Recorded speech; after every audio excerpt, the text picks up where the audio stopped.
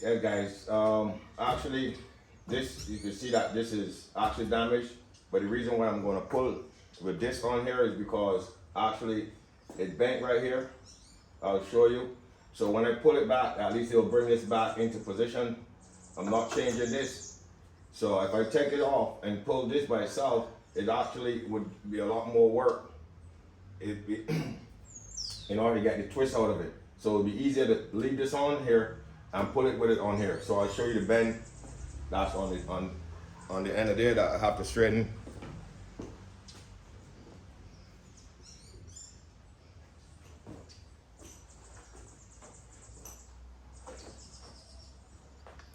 So as you can see, have a little kink right here. So as soon as we put the machine on that, that's gonna come out, and then we'll measure it to on the other side. It have just a slight little kink on there. Nothing that you can really see. It just got like a slight little kink over there. So nothing major, nothing severe. So what we'll actually do now is start the pulling process. And I hope this video is helpful to anyone that trying to repair their cars on their own. And guys, don't forget to like, share, and subscribe. To the channel. The channel is growing, and we are here at Rebuilds. I appreciate all your support, and continue to support the channel, and we'll bring you very good content.